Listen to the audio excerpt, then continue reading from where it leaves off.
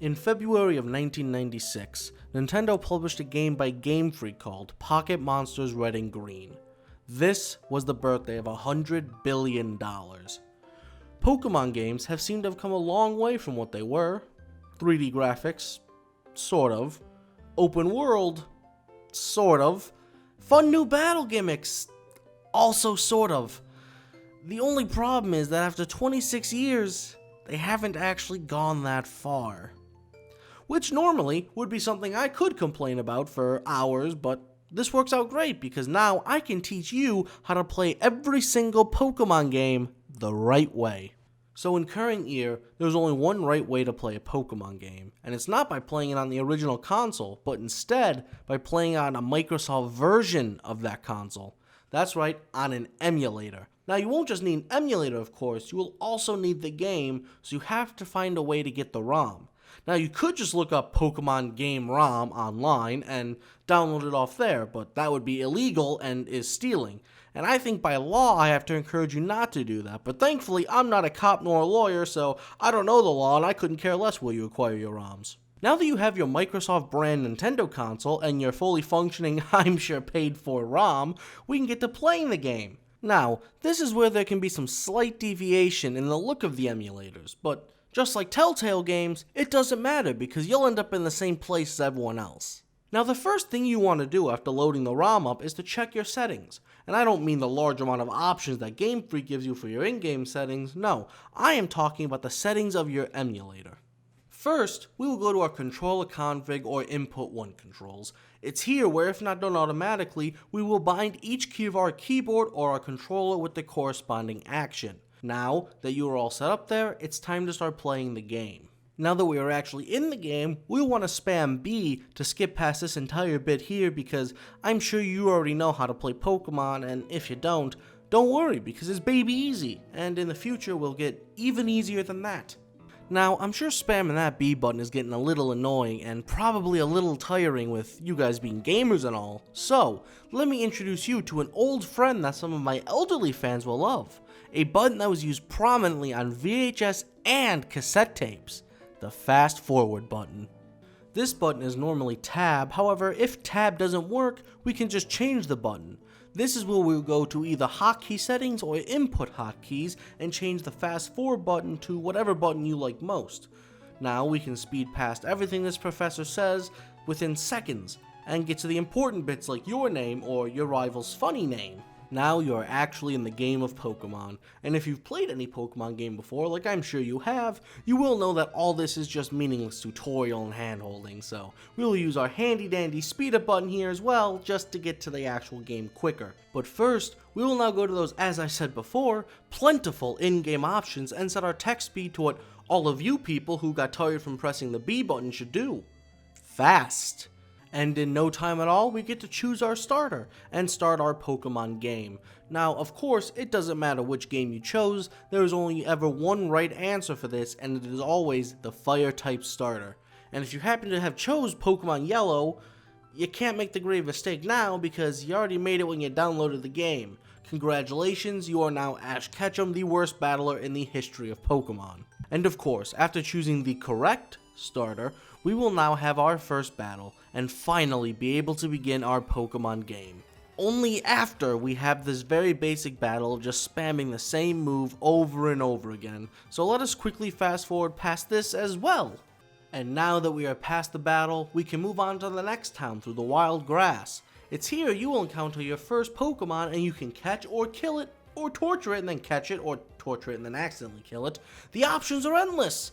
However, the right way to do it is by catching the first Mon you see and then killing everything else. But since we don't have any Pokeballs, we'll just kill this thing and move on to the next town.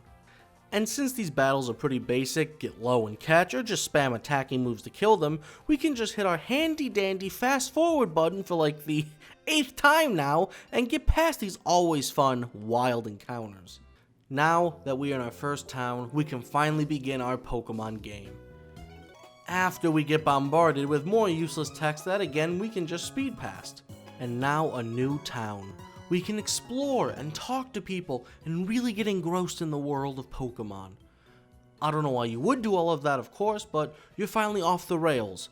right after we get a Pokemon catching tutorial to which we can, that's right, you guessed it, speed past, just like I do past signs that say slow children at play.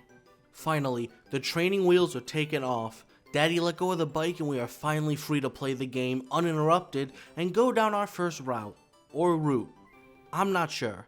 Be sure to tell me which is right in the comments by just saying in your comment the word is pronounced and then typing out the word with no indication of how to say it. Now, since this wild Pokemon battle is basic, I am just going to speed up through this and we can move on to the first town.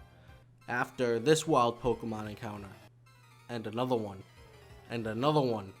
And another one. And another one. And another one. And another one. Ah! You know what?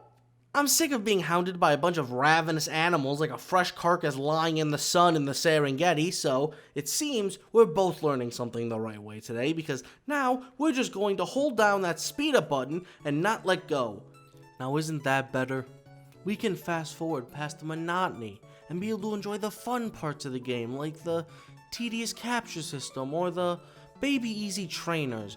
Or, of course, the never annoying Pokemon story that is always forced onto you in text form only. If you want my stance on reading in video games, I have an entire tutorial teaching you how to play visual novels the right way. Remember when I said I would teach you how to play every single Pokemon game the right way? I wasn't just talking about the mainline games, but also the other games like Pokemon Mystery Dungeon, Pokemon Snap, and, of course, the lesser known and lesser appreciated Pokemon Ranger. This is made easy because of a handy little tool we had to painstakingly learn about in the main games. Let's use my IRL fast forward button located exactly 2 inches inside my ass to quickly go through these because being subjected to having to play through another Pokemon tutorial multiple times makes me contemplate hanging up the old mouse and keyboard and instead setting up a chair and hanging up the old rope and me because that may be my only way out of this torture. This starts off nice and easy. We just have to hold down our handy dandy fast forward button and mash A past all the text until we get to the part where they ask us questions and we can look up a guide on how to get the right starter. Chimchar! But for the sake of having some brain cells, we are just going to pick at random while still holding our handy dandy speed up button because we can just pick whoever we want for a partner anyways. Let's just speed and spam past all this text and now we can enter our first mystery dungeon. This is the meat and potatoes, or as I would prefer, the cookie and candy part of the game. And of course, we will speed up here as well, but only after going to our menu, others, and options, and set our speed to fast. Because if I wanted to slowly and blindly walk around a cave doing random encounters, I can just go back to playing the worst part of the mainline Pokemon games. And now that we are out of the dungeon, we get to everyone's favorite text-filled tutorial mixed in with some text-filled story. However, this time, we will apply the knowledge we already know and not subject us to the horror of regular gameplay and just play this thing purely in flash mode. First things first, since we're able to do this before having to skip through the 4-hour-long text-filled intros that all Pokemon installments unfortunately have to have, we can go to the options and set text speed to fast from mid, or in other words, everyone's favorite overused insult. Now that we're in the game, we will of course make use of that beloved fast forward button as we're forced to talk to people we don't know against our will. Hope you don't have virtual social anxiety. Now to the actual game part of the game, and fortunately or unfortunately, depending upon if you enjoy the mechanics or not, we have to actually let go of the speed up segment for this part, and spoiler alert, only this part, because after this, we will have to go back to the status quo. Thanks, Nintendo. Now here we get to start by fast forwarding right on by Professor Oak's thankfully short spiel and get right into the game. Once again, we can play this game without having to use our fast forward button. But enjoy it while it lasts, however, because you will be using that fast forward button when you have to replay through a level to do a specific task you couldn't do right away because you needed an item you didn't get till later. And finally, that is a fast-forwarded crash course of how to play through every Pokemon game, at least the ones I care about, the right way. I wonder if someday Nintendo will learn that adding some slight game mechanics to a visual novel still makes it a book and it should be treated as such. Oh, my producer is telling me that I may have forgotten one very large, fan-favorite Pokemon game, and that people will be angry if I don't teach them how to play it. So, let me show you. The right way to play this game is by not doing so, and opening up your favorite social media platform and telling those virgin losers at Peta that Mrmasondude, the original virgin loser, called them a bunch of retards and that they can suck upon thy nuts. Here's a story about Jelly Man Kelly. He loves jelly the most. But most of all, Jelly Man Kelly loves jelly on toast.